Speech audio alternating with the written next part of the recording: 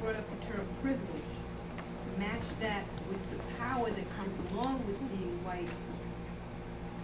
So power and privilege create institutional racism. For instance,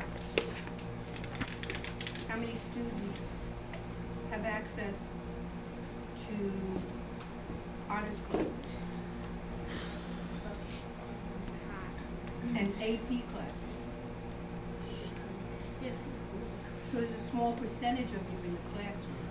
But when you look in those classrooms, who fills those classrooms up? White brains. But that's also the systemic racism. That in the 1600s, I know Tom could talk a lot more about this than I could.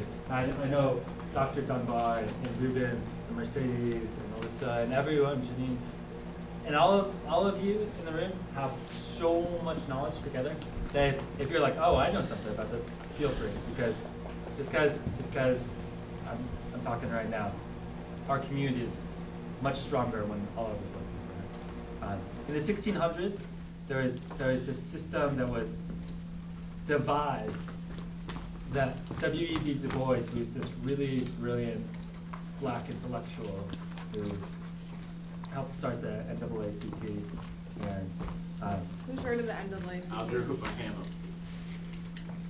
The what? What W? Eddie Du Bois? The what? So there are two things. No.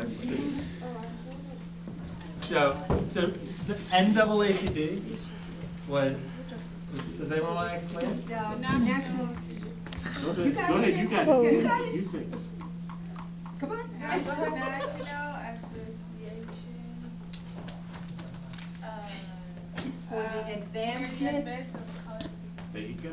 Great. How can you remember the word? So Du Bois talked about the system that he called plantation politics. It was like there's some rich folks in the U.S. in the 1600s, and they're all white, and they realized the poor white folks might not like them too much because the rich white folks have everything, right?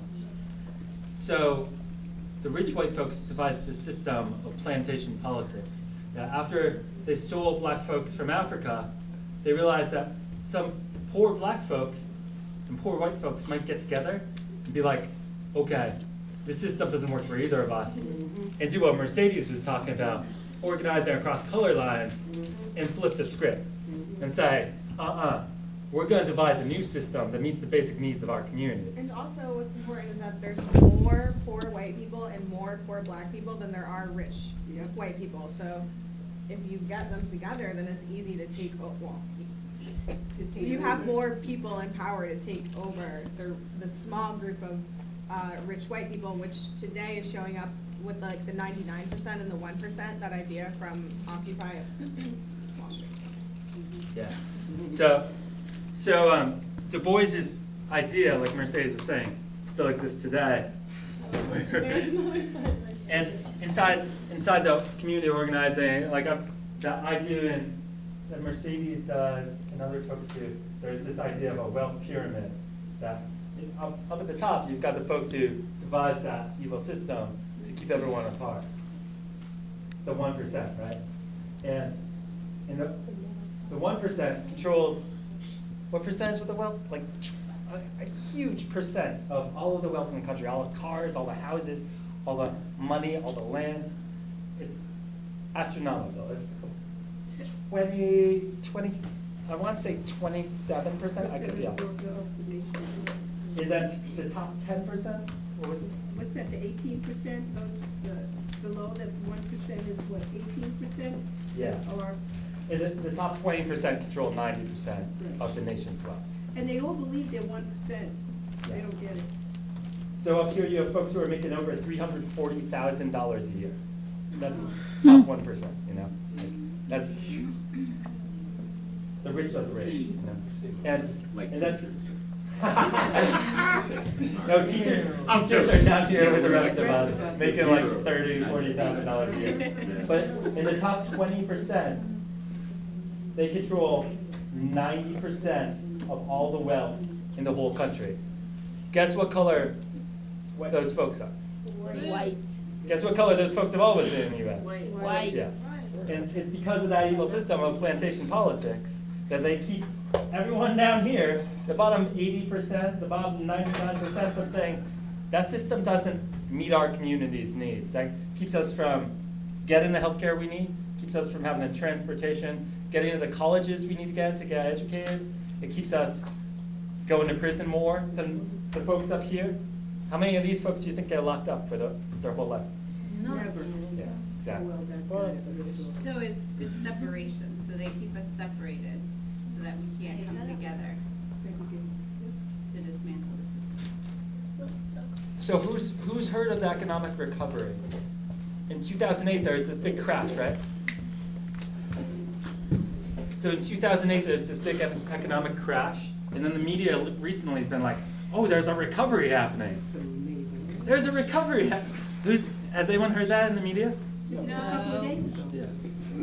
And so, guess who is getting the money in the recovery? You think it's the bottom 80%? Bottom 99%?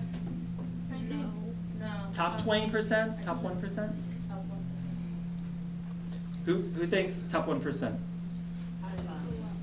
Who for getting a lot of the wealth from the economic recovery that the media keeps talking about? Like the economy went way down, and then the media is telling us it's coming back a little bit. It's starting to rise The again. money. Only the rich people. The 1% Yeah, get so- the money.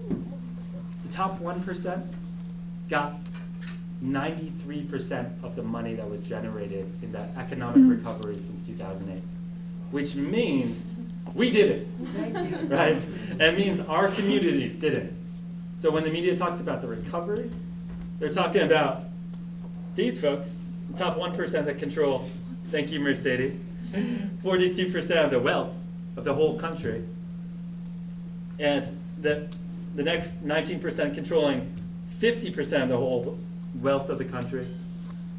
The money from the recovery went to the top 1% overwhelmingly. Which, you think about that, and you think about, a lot of you want to go off to college real soon, right? What's that doing to your chance to go to college? What's that doing to your entire community's chance to go to college? Would that be systemic racism? Put your hand up if you don't think that's systemic racism. Okay, put your hand up if you think that is systemic racism. All right. Oh my God, we're talking about systemic racism. I'm really excited right now. How many people have talked about this before today?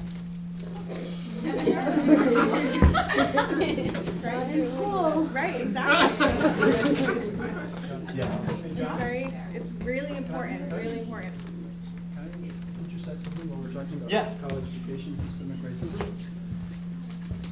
Another factor of this is what colleges can you go to, right? There's a tiered system, right? And so the best colleges in the country aren't even open to admissions, right? Even if we go look at the state of Vermont, the University of Vermont, the land grant, which is supposed to be the premier institution of every state, has restricted admissions. Not everybody who comes to the state can get in. And then like with the colleges, that's something that I wondered too, like, did I get accepted because of how smart I am, or they just want to have another colored person for to fill out the diversity? That's team, sister.